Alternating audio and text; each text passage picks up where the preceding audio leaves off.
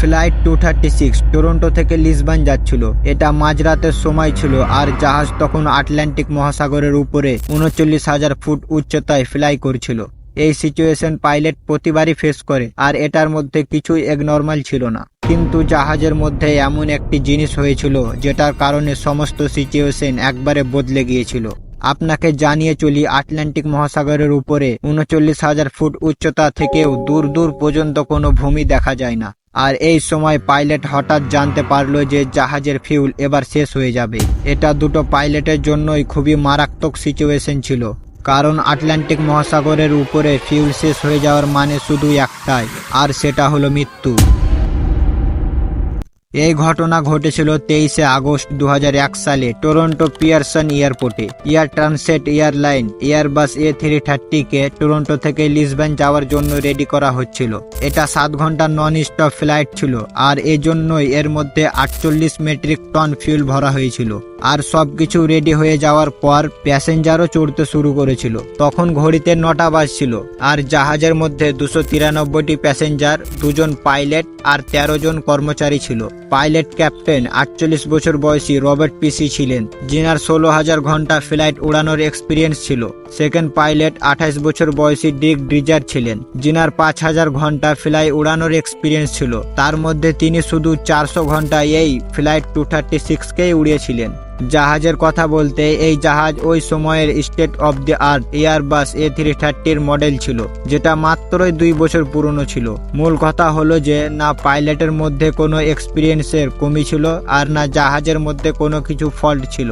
সমস্ত checking complete করে pilot flight 236কে ready করে ATCর পারমিশন নিয়ে জাহাজকে টেক অফ করে দিল। টেক অফ করার পর পাইলট জাহাজের পজিশনকে আটলান্টিক মহাসাগরের ওই পারে লিসবনের দিকে করে দিল। কয়েক মিনিটের মধ্যেই জাহাজ নিজের ক্রুজিং অ্যালটিটিউড ৩৯,০০০ ফুটে গিয়ে পৌঁছালো। আর এই লং ফ্লাইয়ে পাইলটদের তেমন কোনো কাজ থাকে না, যা করার অটো পাইলট সিস্টেম নিজেই করে নেয়। পাইলট শুধু সিচুয়েশন মনিটর করে আর কন্ট্রোল টাওয়ারকে নিজের আপডেট দিতে থাকে। ফ্লাইট 236কে টেক অফ করা 4 ঘন্টা হয়ে গিয়েছিল। এখনো পর্যন্ত সবকিছু নর্মালি ছিল আর প্যাসেঞ্জার কেবিনেও বেশিরভাগ লোকেই রাত্রের কারণে ঘুমিয়ে গিয়েছিল।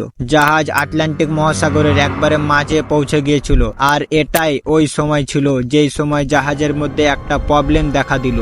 ক্যানাডিয়ান টাইম মতো রাত 1টার সময় পাইলট ইঞ্জিন নাম্বার 2 মানে ডান দিকের ইঞ্জিনে একটি এবনর্মাল রিডিং লক্ষ্য করে। ইঞ্জিনে অয়েল প্রেসার বেশি দেখাচ্ছিল, অয়েলের কোয়ান্টিটি কম দেখাচ্ছিল আর অয়েল টেম্পারেচার লো দেখাচ্ছিল।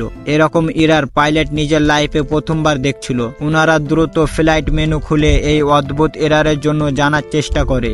নর্মালি যখন জাহাজ চলে তখন সময়ের সাথে সাথে অয়েল টেম্পারেচার হাই হয়ে যায়, কিন্তু এখানে লো দেখাচ্ছিল, যেটা কোনোভাবেই নর্মাল ছিল না। ওনারা এই ফ্লাইট মেনুতে কোনো ইনফরমেশন পেল না, তাই পাইলটরা কানাডার এয়ারপোর্ট মেইনটেনার ইউনিটদের সঙ্গে যোগাযোগ করে আর এই অদ্ভুত এরারের ব্যাপারে জানায়। কিন্তু দুর্ভাগ্যবশত মেইনটেনার ইউনিটদেরও এই ব্যাপারে কোনো আইডিয়া ছিল না। তারা পাইলটদেরকে বলল যে এই এরারটাকে মনিটর করতে থাকুন আর কিছুক্ষণের পর আমরা আবার আপনাদের সঙ্গে কন্ট্যাক্ট করব। কিন্তু যদিও বা জাহাজের ডান দিকের ইঞ্জিনে ফল্টি রিডিং দেখা যাচ্ছিল, কিন্তু জাহাজের ফ্লাইয়ের মধ্যে কোনো প্রবলেম দেখা যাচ্ছিল না।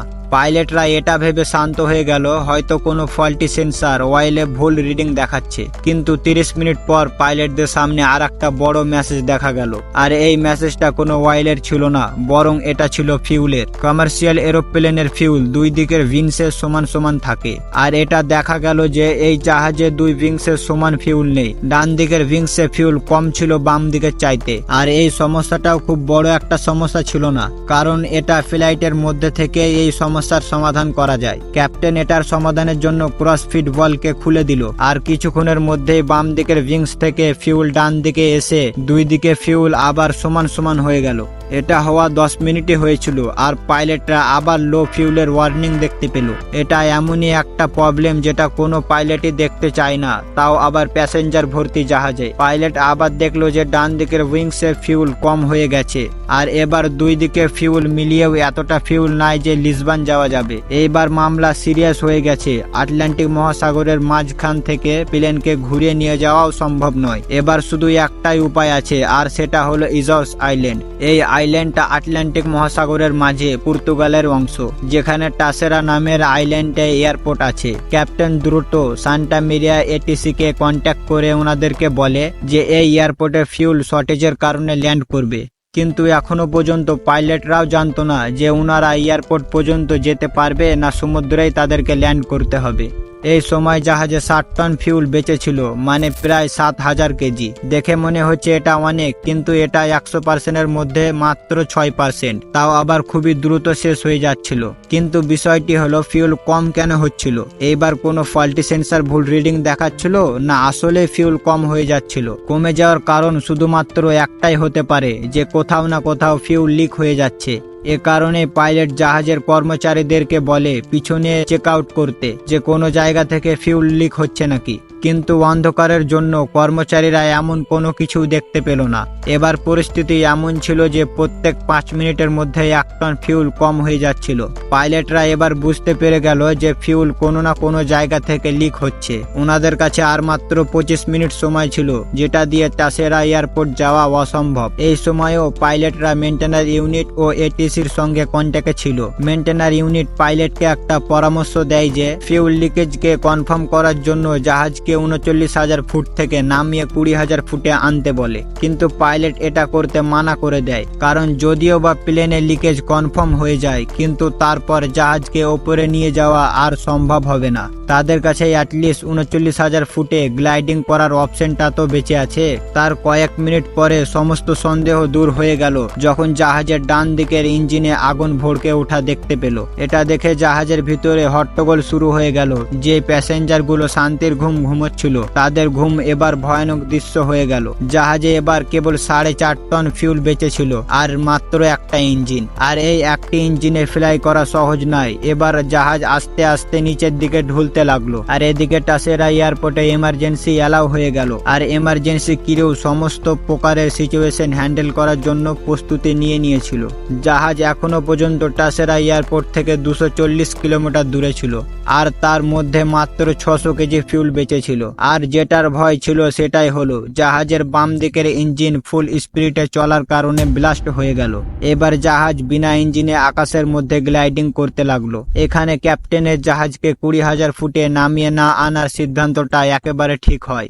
দুইটা ইঞ্জিন বন্ধ হওয়ার কারণে জাহাজের ভিতরে এবার অন্ধকার হয়ে গেল, কারণ ইঞ্জিনের কারণেই জাহাজে ইলেকট্রিসিটি তৈরি হয়।